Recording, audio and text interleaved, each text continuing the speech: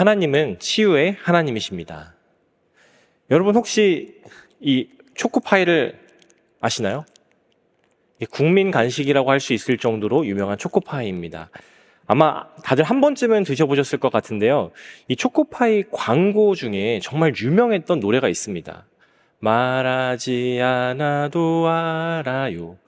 이걸 제가 한 10년 전, 20년 전에 들었던 노래인 것 같은데 아직도 이게 머리에 박혀 있는 거예요. 근데 제가 이 광고에서 나오는 노래를 너무 많이 들어보다 보니까 이렇게 생각을 했어요. 말하지 않으면 알 수 있겠다. 제가 말하지 않아도 사람들이 내가 어떻게 느끼는지, 어떤 생각을 갖고 있는지 알겠지라는 생각을 했었습니다. 그런데 제가 살면서 깨달은 것이 있습니다. 말하지 않으면 모릅니다. 아무리 가까운 사람이라도 내가 힘들어하는지 말하지 않으면 모를 수도 있습니다. 내가 무엇을 원하는지 모를 수도 있습니다. 제가 아내랑 연애할 때 이제 같이 데이트를 하잖아요. 그럼 밥을 먹으러 가기로 했습니다. 그럼 아내한테 이제 물어보죠. 뭐 먹고 싶냐고 물어보면 아내가 이렇게 얘기를 합니다. 아무거나 오빠가 먹고 싶은 거 먹자. 제가 여기서 몇 개 옵션을 얘기를 해요. 그럼 우리 뭐 돈가스 먹으러 갈까? 뭐 짜장면 먹으러 갈까? 그러면은 어떻게 오빠는 내 마음을 그렇게 몰라? 이런 얘기가 나오는 거죠. 아마 여러분도 좀 이런 경험이 있으실 수도 있을 것 같은데 아무리 친하고 가까워도 마음을 모를 수도 있습니다. 우리가 속마음을 드러내야 다른 사람도 우리의 마음을 알 수 있는 거죠. 힘들다고 말해야, 또 내 아픔을 말해야 서로 이해하고 공감해 줄 수 있습니다. 하지만 많은 사람들이 자신의 아픔과 상처를 감추고 살아갑니다. 통계에 따르면 한 연구 결과를 보니까 미국에서는 5명 중에 1명이, 한국에서는 4명 중에 1명이 정신적인 문제를 겪고 있다고 합니다. 속이 골마가고 있는 거죠. 그런데 소셜미디어를 보면은 다들 잘 지내고 있는 것 같습니다. 다 행복한 것 같습니다. 아무 문제가 없어 보이지만 그 뒤에는 슬픔과 우리가 보지 못하는 상처가 있다는 것입니다. 그래서 오스카 와일드는 이런 얘기를 합니다. 모든 사람은 가면을 쓴 채로 살아간다. 많은 사람들이 자신의 상처를 숨긴 채 살아가고 있습니다. 오늘 본문에 나오는 이야기도 상처받은 중풍병자의 이야기입니다. 이 중풍병자는 스스로 움직이지 못합니다. 침상에 누워서 평생을 살아가야 합니다. 육적으로 그리고 심적으로 고통받고 있습니다. 예수님께서는 이 고통받는 중풍병자를 치유하십니다. 단순히 병을 치료하시는 것이 아니라 치유하셨습니다. 치료와 치유는 다릅니다. 치료는 병이나 질병에서 낫게 하는 행위입니다. 치유는 신체와 정신 또는 영혼을 회복하는 것입니다. 하나님께서는 치료를 넘어 우리를 치유하시는 분입니다. 단순히 병이 아니라 우리의 마음과 영혼까지도 치유하십니다. 우리의 상처를 반드시 치유하시는 분입니다. 저는 오늘 여러분과 상처를 치유하시는 하나님에 대해 이야기를 나누려고 합니다. 우리가 치유받기 위해서는 어떻게 해야 할까요? 첫 번째로 나의 상처를 마주할 때 치유됩니다. 나의 상처를 마주할 때 치유됩니다. 지금 이 중풍병자에게는 아주 큰 상처가 있습니다. 자신이 누워있는 이 침상이 중풍병자의 상처입니다. 지금 이 중풍병자는 오랫동안 움직이지 못했기 때문에 숨기고 싶은 뼈밖에 남지 않은 다리가 침상에 있습니다. 침상은 그가 오랫동안 의존해 왔던 것입니다. 이 침상, 이 중풍병자가 누워있는 침상이 그의 연약함의 증거이자 고통의 증거입니다. 그런데 지금 이 중풍병자에게 상처를 치유할 수 있는 방법이 생겼습니다. 침상에서 일어날 수 있는 방법이 생깁니다. 1절을 보시면, 오늘 본문 1절을 보시면 수일 후에 예수께서 다시 가버나움에 들어가시니 집에 계시다는 소문이 들린지라. 지금 이 병을 고치는, 기적을 행하시는 예수님이 우리 동네에 와 있다라는 소문을 듣게 된 거예요. 얼마나 간절하겠습니까? 지금 그 사람들로부터의 멸시와 이 아픔과 고통을 겪고 있는 이 중풍병자가 얼마나 간절하겠습니까? 평생 누워있고 고통받으며 살아야 되는데 이것을 해결할 수 있는 방법이 생긴 거예요. 그런데 이 중풍병자는 스스로 나아갈 수가 없습니다. 너무나도 간절해서 예수님께 가고 싶은데 갈 수가 없는 거예요. 누군가의 도움이 있어야 합니다. 근데 이 도움을 받기 위해서는 자신의 약점을 드러내야 돼요. 내가 보여주고 싶지 않은 침상을 다른 사람들에게 보여주어야 합니다. 나의 연약함을 인정하고 도움을 구해야 하는 거죠. 도움을 구한다는 것은 나의 연약함을 인정하는 것입니다. 우리가 나의 연약함을 인정할 때 도움을 받을 수 있습니다. 중풍병자는 그 간절한 마음을 가지고 자신의 약점을 인정하는 거예요. 나는 걸을 수 없다. 나는 도움이 필요하다. 자신의 상처를 마주하고 도움이 필요한 존재라는 사실을 깨닫습니다. 사실 이런 상처를 갖고 있는 것은 중풍병자만의 이야기가 아닙니다. 우리 모두에게도 상처가 있습니다. 남에게 보여주기 싫은 침상이 있습니다. 누구에게도 말하기 싫은 아픔이 있습니다. 우리는 도움이 필요합니다. 우리의 상처는 피하거나 숨긴다고 해서 사라지지 않습니다. 드러내서 치유해야 합니다. 안타깝게도 많은 사람들이 이 상처와 아픔을 숨기는 것에 시간을 투자합니다. 내가 살면서 아무런 문제가 없는 것처럼 행동을 하는 거죠. 이렇게 된 이유 중에 하나가 사회에서 우리가 그렇게 배워왔잖아요. 강한 것이 좋은 것인데 강하려면 감정을 쉽게 드러내서는 안 됩니다. 우리는 강해 보여야 합니다. 숨기고 감추고 약한 모습을 감추는 것이 사회의 문화가 되었습니다. 그래서 많은 사람들이 자신의 약점을 드러내는 것을 두려워합니다. 내면에 상처가 있어도 보여주고 싶어 하지 않는 거죠. 누군가 내 상처와 약점을 가지고 비웃거나 이용할까봐 두려워합니다. 사실 저도 그랬었습니다. 제가 누군가에게 약한 모습을 보이는 것을 되게 싫어했어요. 사실 지금도 그렇게 좋아하진 않지만 나는 괜찮고 나는 아무렇지 않고 괜찮아. 괜찮은 척, 아무렇지 않은 척 하며 살아갔습니다. 그러다가 제가 완전히 무너진 적이 한 번 있어요. 제가 대학교를 졸업하고 한국에서 한 3년 정도 살았습니다. 미국에서 대학교를 졸업했는데 그 이후에 한국에 가서 이제 3년 정도를 산 거죠. 근데 한국에서 처음에는 힘들었는데 이제 3년이 지나니까 자리도 잡고 친구들도 사귀고 그곳이 너무 편해졌습니다. 그러다가 이제 대학원을 위해서 다시 미국에 오게 된 거예요. 근데 제가 그렇게 가고 싶었던 대학원인데 너무 가기가 싫더라고요. 제가 그렇게 미국과 한국을 많이 오갔음에도 불구하고 그때는 정말 미국을 가고 싶지 않았습니다. 제가 중학교 때부터 평생을 새로운 곳에 가서 적응하고 새로운 사람들을 만나고 했어야 되는데 또 그래야 한다라는 사실이 너무나 힘들었습니다. 그래서 대학원을 가서는 그냥 조용히 학교 공부만 하고 오자. 조용히 학교를 다니고 일을 하고 집에서 시간을 보냈습니다. 그러다 보니까 하루에 말을 하는 횟수가 거의 없더라고요. 입을 열지 않는 적도 되게 많았습니다. 그렇게 지내다 보니까 우울함도 생기고 외로워지기 시작했습니다. 그러다 학기 중에 제 동생이 한국에서 결혼을 하게 된 거예요. 근데 그것도 제 가장 친한 친구랑 결혼을 하게 되었습니다. 그래서 학기 중에 잠깐 교수님과 일하는 곳에 양해를 구하고 일주일 정도 한국을 가게 되었습니다. 막 축가도 준비하고 친구들이랑 춤도 준비하고 해서 설레는 마음으로 한국을 도착했는데 한국의 공항에 도착해서 휴대폰을 딱 켰는데 제가 믿을 수 없는 문자를 받게 되었습니다. 내 작은아버지가 돌아가셨다.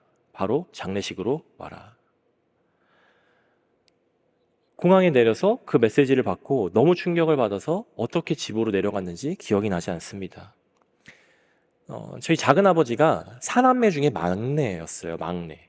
이제 저희 아버지가 큰 아들이었는데 나이 차이도 많이 나고 그래서 저랑도 나이 차이가 많이 나지 않고 오히려 제가 저희 아버지보다 작은아버지를 많이 닮았다라는 얘기를 들을 정도로 어렸을 땐 같이 살기까지 했을 정도로 작은아버지와 친했습니다. 정말 큰형 같았습니다. 그런데 이렇게 갑자기 주무시다가 돌아가실 줄은 아무도 몰랐던 거죠. 초등학교를 다니는 어린 딸도 있었습니다. 그렇게 집에 들려서 옷을 갈아입고 장례식장으로 갔어요.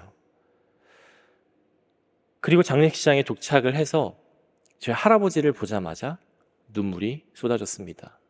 할아버지를 껴안고 한참 동안 같이 울었습니다. 그렇게 장례식을 잘 치르고 결혼식까지 마치고 다시 미국으로 제 일상으로 돌아갔습니다. 그렇게 일상으로 돌아가서 공부를 하고 일을 하고 집에 있는데 한순간에 갑자기 그 모든 부정적인 감정이 저한테 몰려오기 시작하는 거예요. 몸이 막 떨리기 시작하고 심장이 쿵쾅거리기 시작했습니다. 분노, 상실감, 슬픔, 우울함, 이 모든 감정들이 와서 제가 어떻게 해야 될지를 모르겠던 거예요. 밤에는 잠도 안 와서 한 일주일 정도를 거의 잠을 안 잤던 것 같아요. 스스로 다잡아 보려고 해도 괜찮아 괜찮아 이렇게 하려고 해도 컨트롤할 수가 없었습니다. 그러다 보니까 이게 뭔가 몸에 이상이 있어서 그런 것 같다라고 생각을 하고 학교에 있는 병원을 갔더니 괜찮대요. 그래서 상담센터를 한번 갔습니다. 그래서 상담사에게 제가 그간 있었던 일들을 얘기를 했습니다. 뭐 이런 작은 아버지가 돌아가시고 이런 일들이 있었습니다. 그리고 제가 이렇게 얘기를 했어요. 근데 저 괜찮아요. 저 약하지 않아요. 저 괜찮아요. 저 할 수 있어요. 괜찮아요. 근데 왜 제 몸에서 이런 반응이 일어나는지 모르겠어요. 근데 그때 상담사가 저에게 이러더라고요. 당신은 지금 감정을 무시하려고 하는 것 같습니다. 숨기고 있습니다. 고통스러워도 괜찮아요. 슬퍼해도 괜찮아요. 사랑하는 사람을 잃었고 당신 혼자 타국에 떨어져 있잖아요. 힘든 것이 당연합니다. 제가 이 얘기를 듣고 깨달은 것은 제가 제 약함을 마주하지 않고 외면하고 있었던 거예요. 괜찮은 척, 아무렇지 않은 척, 홀로 이겨내려고 했습니다. 하지만 저는 그때 그 누구보다도 도움이 필요했던 상황이었습니다. 하나님의 위로가 필요했습니다. 제가 기도를 안 했던 건 아니에요. 그런 상황이 있을 때 하나님 어떻게 하면 좋습니까? 도와주세요 라고 했는데 이런 증상이 없어지게 해주세요. 증상이 없어지게 해주세요 라고 기도를 한 거예요. 제 내면의 상처는 직면하지 않고 당장의 증상만 해결해 달라고 했습니다. 그 사실을 깨닫고 제가 이 상처를 회피하고 있다는 사실을 깨닫고 제 상처를 마주했습니다. 제 내면 속에 있는 홀로 울고 있는 저를 마주하게 되었습니다. 그리고 나는 혼자 할 수 없구나. 나는 도움이 필요하구나 라는 사실을 깨달았습니다. 그리고 하나님께 간절히 기도하기 시작했어요. 하나님, 저 혼자 못할 것 같아요. 저 너무 힘들어요. 저 너무 외로워요. 하나님 도와주세요. 저 혼자 할 수 없을 것 같습니다. 저의 모든 걸 내려놓고 하나님께 도움을 구하기 시작하니까 하나님께서 마음의 평안과 위로를 주기 시작했습니다. 그리고 함께 할 사람들도 붙여주시기 시작했습니다. 사랑하는 성도 여러분, 우리가 치유받기 위해서는 상처를 직면하는 용기가 필요합니다. 간혹 우리는 상처를 외면한 채 우리의 증상만 해결해달라고 할 때가 있어요. 근데 헨리 나우에는 상처 입은 치유자에서 이렇게 얘기합니다. 진정한 치유는 자신이 약함을 인정하고 받아들일 때 시작된다. 상처를 무시한다고, 상처를 피한다고 사라지지 않습니다. 잊혀지지 않습니다. 숨기고 덮어둘수록 우리를 괴롭힙니다. 우리는 연약합니다. 완벽하지 않습니다. 우리의 있는 모습 그대로를 하나님께 나아가서 하나님께 보여드리면 됩니다.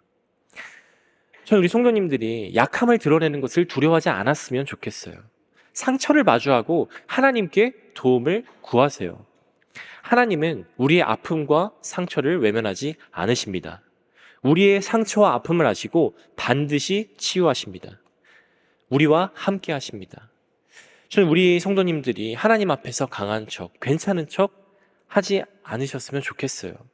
우리가 힘들지 않고 괜찮다고 하나님 앞에 나 괜찮다고 얘기할 때 하나님께서 이렇게 여러분에게 말씀하고 계십니다. 많이 힘들지? 네가 얼마나 힘든지 다 알고 있어. 넘어져도 괜찮아. 슬퍼해도 괜찮아. 내가 항상 너와 함께하고 있어. 예수님께서는 고통의 자리였던 그 중풍병자의 침상을 하나님의 능력과 치유의 자리로 바꿔주셨습니다. 마가복음 2장 11절 12절을 보시면 내가 내게 이르노니 일어나 내 상을 가지고 집으로 가라 하시니 그가 일어나 곧 상을 가지고 모든 사람 앞에서 나가거늘 그들이 다 놀라 하나님께 영광을 돌리며 이르되 우리가 이런 일을 도무지 보지 못하였다 하더라. 자신의 약점을 인정하고 침상을 드러냈을 때 하나님께서 그 고통의 자리를 하나님의 역사를 증거하는 자리로 사용하셨습니다. 전 우리 성도님들이 상처가 있다면 상처를 드러내시기를 소망합니다. 여러분의 상처를 마주하고 하나님께 도움을 구하시기를 소망합니다. 우리 성도님들이 나의 연약함을 인정하고 하나님께 나아갈 때 하나님께서 치유하시는 경험을 하실 수 있음을 믿습니다. 두 번째로 우리가 사랑의 공동체와 함께할 때 치유됩니다. 지금 이 중풍병자가 자신의 연약함을 인정하고 친구들에게 도움을 구했잖아요. 이 4명의 친구들이 중풍병자의 침상을 메고 예수님께 나아갑니다.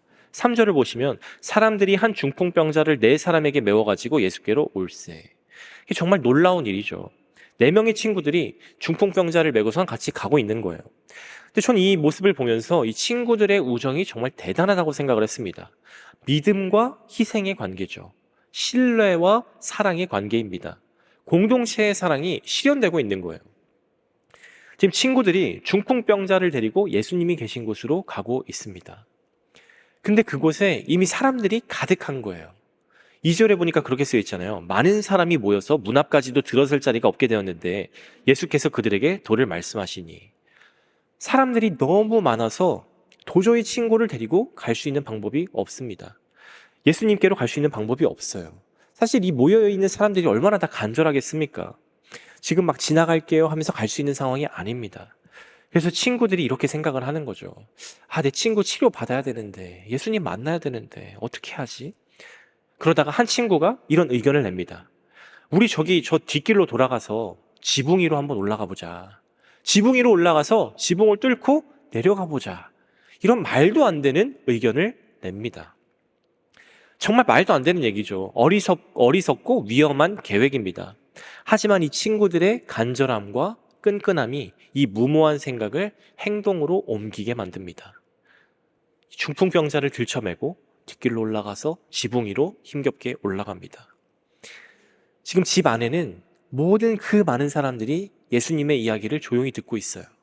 그런데 갑자기 천장에서 이상한 소리가 나는 거예요. 뭐가 부서지는 소리가 나고 먼지가 떨어지기 시작하더니 쿵 소리가 나면서 지붕이 뚫렸습니다.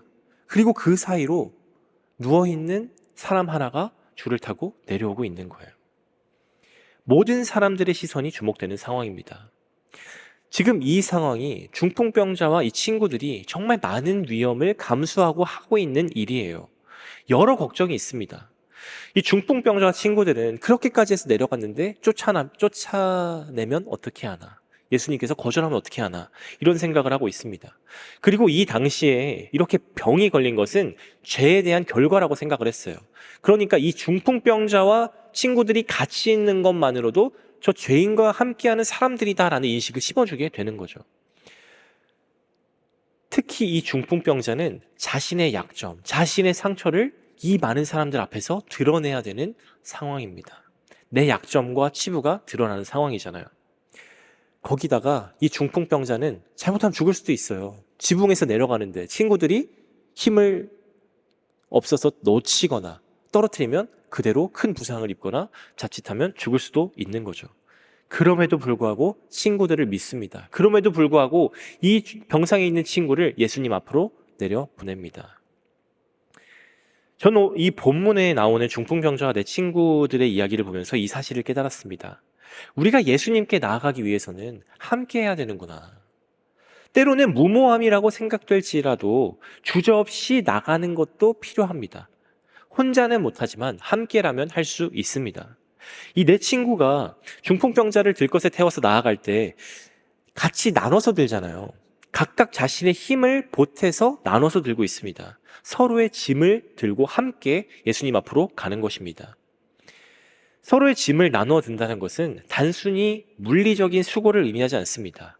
마음의 무게와 아픔을 함께 짊어지고 있는 것입니다. 서로의 짐을 짐으로써 믿음의 공동체를 형성하고 있는 거예요.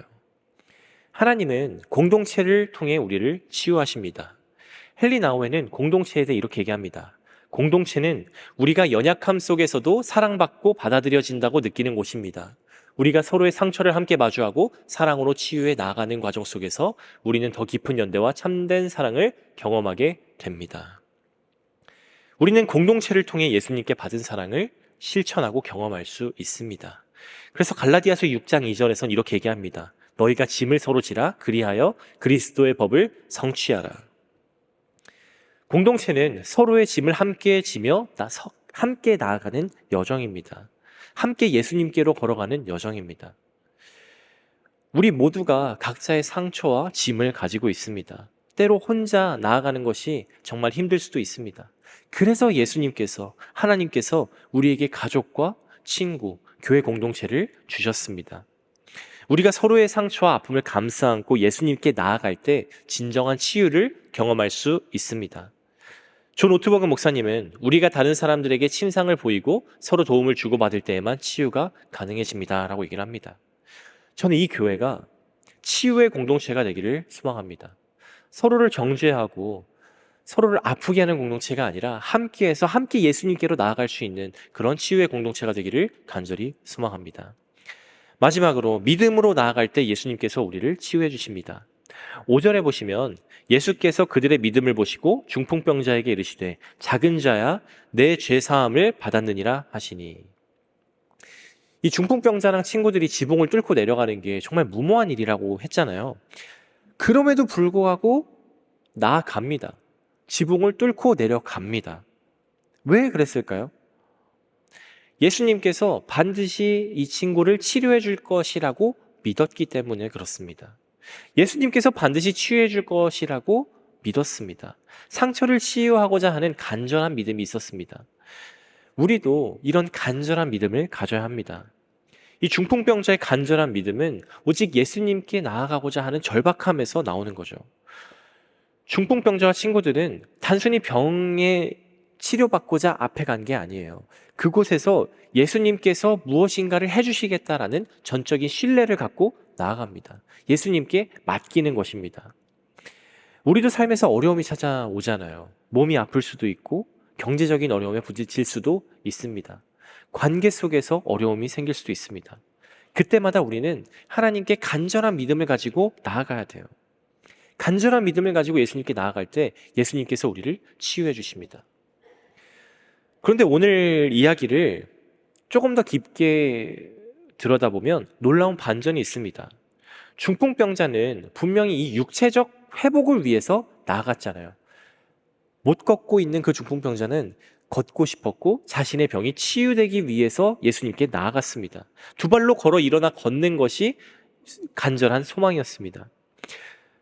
이 중풍병자가 힘겹게 예수님 앞에 나아갔을 때 예수님께서 예상치 못한 말씀을 하십니다. 작은 자야, 내가 죄사함을 받았다. 예수님께서는 병을 치유하기에 앞서 죄의 문제를 해결해 주십니다. 그리고 나서 육체를 회복시켜 주십니다. 우리는 흔히 하나님께 나아갈 때 우리의 급한 필요를 먼저 하나님께 아뢰곤 합니다. 내 가장 원하는 것이 빨리 해결되기를 원합니다. 근데 저도 그렇습니다.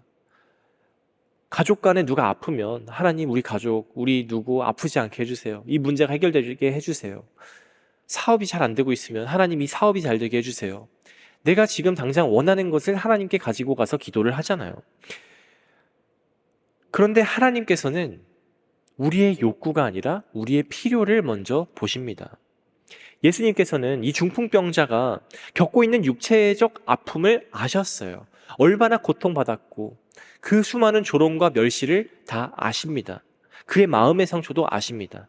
그 무엇보다도 그 모든 상처를 보셨지만 예수님께서는 그 상처보다도 영혼의 상처의 중요성을 아셨습니다.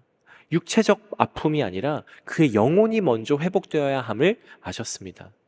중풍병자에게 진정으로 필요했던 것은 육체적 치유가 아니라 영혼의 치유였습니다. 하나님과의 관계를 회복하는 것이었습니다. 그래서 예수님은 중풍병자의 영혼을 먼저 치유해 주십니다. 그리고 그의 상처를 치유해 주십니다. 전 우리 성도님들께서 가지고 계시는 아픔과 상처를 주님 앞에 가지고 나아가셨으면 좋겠어요. 간절한 믿음으로 하나님께 기도할 때 하나님께서 들으십니다. 내 필요를 아시는 주님께서 나의 필요를 채우시고 나의 상처를 치유하십니다. 예수님께서 우리의 영혼을 치유하셨습니다. 예수님은 단지 우리의 육신의 고통만을 덜어주시는 분이 아닙니다. 우리의 육신을 넘어서 죄와 상처로 얼룩진 우리의 영혼을 치유하십니다. 우리의 삶의 근본적인 문제였던 하나님과의 단절을 회복시켜 주셨습니다. 그리고 우리를 하나님의 자녀로 만들어 주셨습니다. 저는 우리 성도님들께서 나의 필요만을 구하는 것을 넘어서 예수님께서 주시는 그 은혜와 축복에 감사하시기를 소망합니다. 우리의 영혼이 치유받았기 때문에 하나님과 연결되었습니다. 하나님의 능력이 나의 능력이 되었습니다. 하나님 아버지가 나의 아버지가 되셨습니다. 그렇기 때문에 우리의 상처는 반드시 치유됩니다. 여러분의 문제, 여러분이 고민하고 있는 그 문제는 반드시 해결됩니다. 우리의 아버지이신 하나님께서 일하고 계시기 때문입니다. 여러분이 상처를 마주하고 하나님의 도움을 구하실 때 하나님께서 반드시 도우실 줄을 믿으시기를 바랍니다. 힘이 들고 지칠 때 사랑의 공동체와 함께 예수님께 나아가시기를 소망합니다. 하나님의 축복과 치유의 은혜를 우리 성도님들께서 간절히 누리시기를 간절히 소망합니다. 기도하겠습니다.